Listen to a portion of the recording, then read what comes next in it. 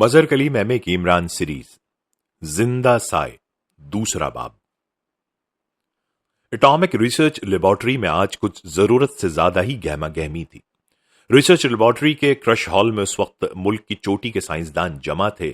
آج ان سب کو خصوصی دعوت پر بلایا گیا تھا۔ وہ سب ہال میں موجود کرسیوں پر بیٹھے آج کی خصوصی دعوت کے بارے میں سرگوشیوں میں باتیں کر رہے تھے۔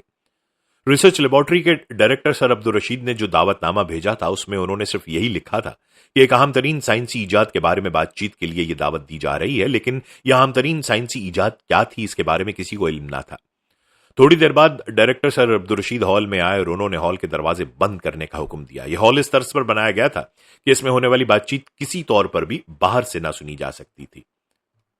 حضرات، آپ سب محب الوطن لوگ ہیں، لیکن جس اہم ترین ایجاد کے بارے میں آج ہم نے آپ کو دعوت دی ہے اس کے لیے آپ سب کو باری باری اس بات کا حلف اٹھانا پڑے گا کہ یہ راز اس وقت تک آپ کے سینوں میں ہی دفن رہے گا جب تک حکومت خود اس بارے میں کوئی اعلان نہیں کرتی۔ مجھے یقین ہے کہ حب الوطنی کے تقاضوں کے پیش نظر آپ کو حلف اٹھانے میں کوئی جھجک نہ ہوگی۔ ڈائریکٹر نے ان سب سے مخاطب ہو کر کہا اور پھر باری باری سب نے کھڑے ہو کر باقاعدہ حلف اٹھایا۔ ان سب کی تعداد چونکہ صرف 10 تھی اس لیے حلف لینے میں کوئی زیادہ وقت صرف نہ ہوا۔ حضرات، اس اہم ترین ایجاد کا پس منظر یہ ہے کہ جب بھی کسی ٹھوس چیز میں سے روشنی کی لہریں گزرتی ہیں تو چونکہ وہ مکمل طور پر اس ٹھوس جسم سے پار نہیں ہو سکتی، اس لیے اس چیز کا سایہ بن جاتا ہے۔ جتنا ٹھوس جسم ہوگا اتنا ہی سایہ گہرا ہوگا۔ یہ سایہ قطعاً بیکار ہوتا ہے۔ ہمارے ایک ذہین سائنسدان نے اس سائے کی افادیت پر ریسرچ شروع کر دی کہ آخر یہ سایہ روشنی کے کس تناسب سے بنتا ہے۔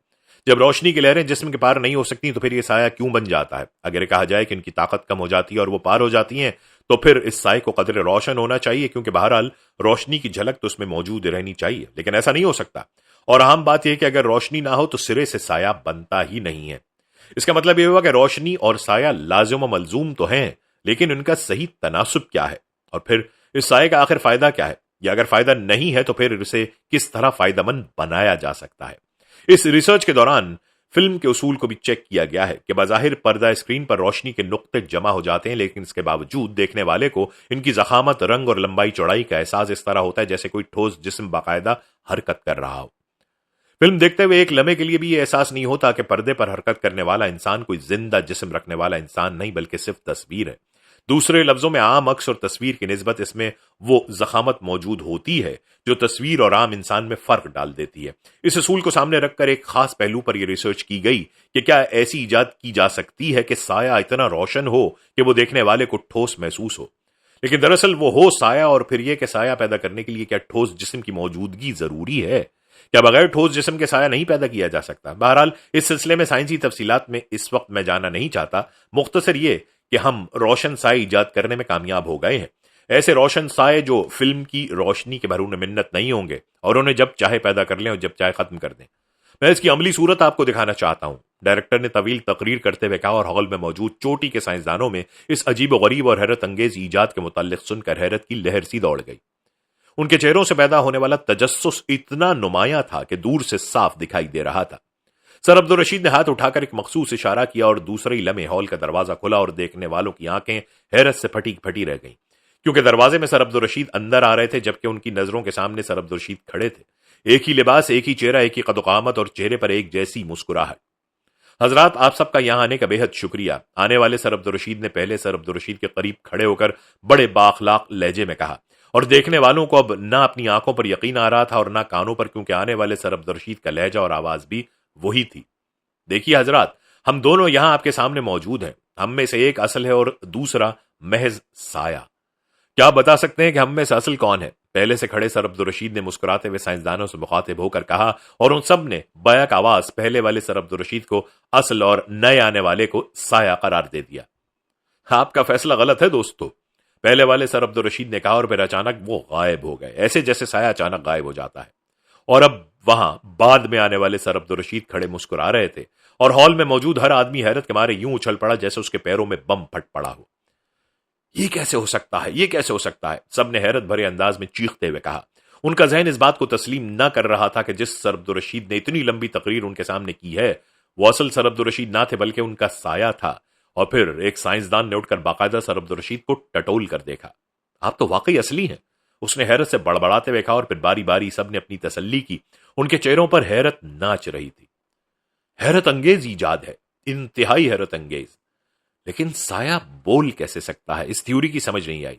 एक साइंसदान ने खड़े होते हुए कहा, दोस्तों, फिल्म में जो किरदार होते हैं उसके लिए असल आवाज को फिल्म में टेप कर लिया जाता है और फिर स्क्रीन के नीचे या हॉल में लगे हुए लाउड स्पीकरों से वो आवाज इस तनासुब से नश्र की जाती है कि सुनने वालों को यूं महसूस होता है जैसे वो किरदार बोल रहा है।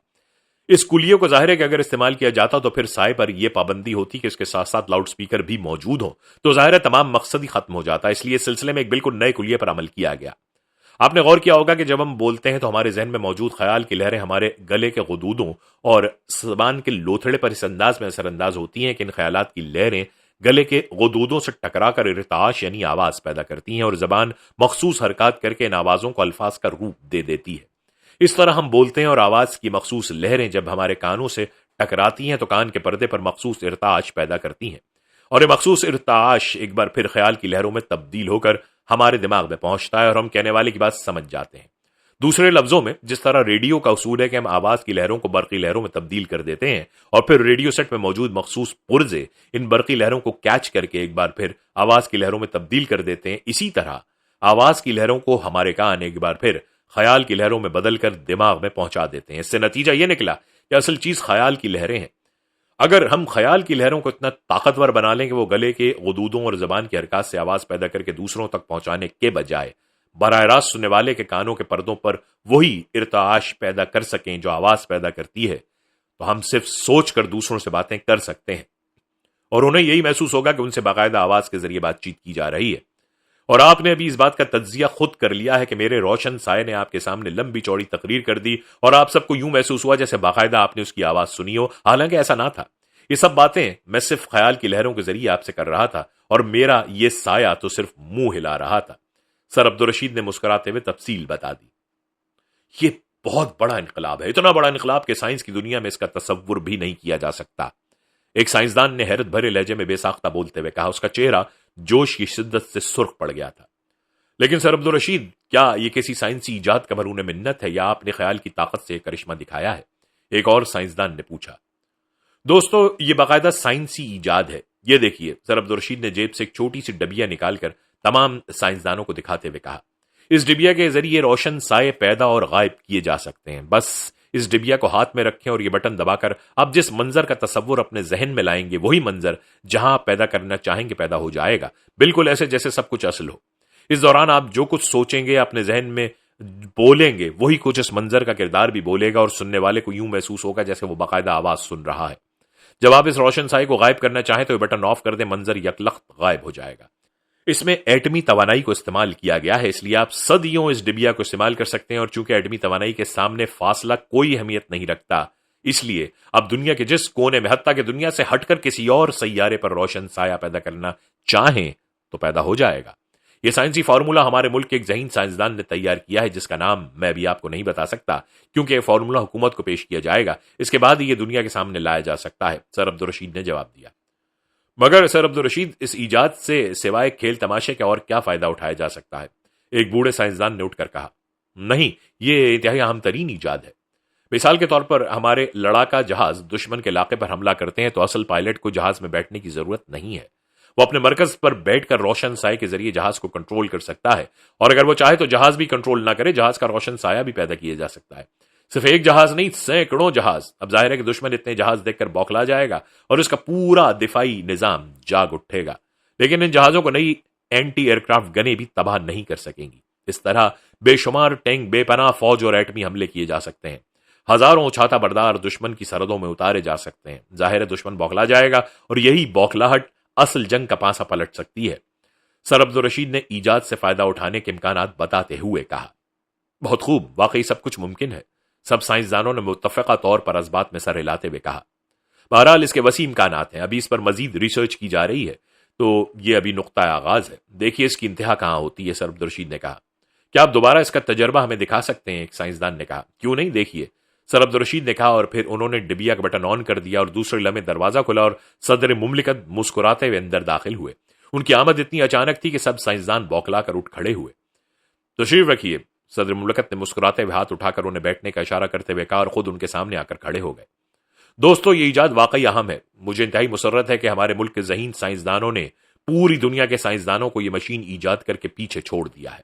ہم انشاءاللہ اس ایجاد سے بھرپور فائدہ اٹھائیں گے۔ صدر مملکت نے کہا، اور دوسرے لمحے یک لخت وہ غائب ہو گئے اور سب نے دیکھا کہ سر عبدالرشید نے ڈبیا کا بٹن آف کر دیا۔ حیرت انگیز، انتہائی حیرت انگیز، سب نے بے اختیار داد دیتے ہوئے کہا۔ اچھا دوستو، اب آپ کو یہاں بلانے کا مقصد بھی میں بتا دوں۔ آپ نے اس ایجاد کو دیکھ لیا، آپ ہمارے ملک کے ذہین اور بڑے سائنسدان ہیں اور انتہائی محب الوطن ہیں۔ اس حب الوطنی کی بنا پر آپ سے درخواست کرتا ہوں کہ آپ سے اس فائدہ اٹھنے کے مزید امکانات اور اسے بہتر بنانے کے لیے مزید تجاویز اپنی اپنی رپورٹ کے ساتھ ایک ہفتے میں ہمیں بھیج دیں۔ آپ یقین کریں کہ آپ کی رپورٹ کے ایک ایک لفظ کی قدر کی جائے گی، اور اگر وہ فائدہ مند ہوئی تو نہ صرف اس سے فائدہ اٹھایا جائے گا بلکہ اس سلسلے میں باقاعدہ آپ کو کریڈٹ بھی دیا جائے گا۔ اس کے ساتھ ساتھ میں آپ کو ایک بار پھر رازداری کا حلف بھی یاد دلاتا ہوں کہ اس ایجاد کے سلسلے میں ایک لفظ بھی کسی دیگر شخص سے نہ کہا جائے، کیونکہ اس ایجاد کی بھنک بھی اگر غیر ممالک کے کانوں تک پہنچ گئی تو آپ یقین کیجئے پوری دنیا کے جاسوس اس ایجاد اور فارمولے کو اڑانے کے لیے دوڑ پڑیں گے۔ سر عبدالرشید نے کہا، اور اس کے ساتھ ہی انہوں نے یہ میٹنگ ختم کرنے کا اعلان کر دیا اور تیز تیز قدم اٹھاتے ہوئے ہال سے باہر نکل گئے۔ ان کے جانے کے بعد دروازے کھول دیے گئے اور پھر اس مخصوص میٹنگ میں موجود سائنسدان ہال سے باہر آ گئے۔ ان سب کے چہروں پر گہری سوچ کے آثار نمایاں تھے۔ وہ شاید ابھی سے اس ایجاد پر مزید غور میں مصروف ہو گئے تھے۔ زندہ سائے، دوسرا باب، اختتام۔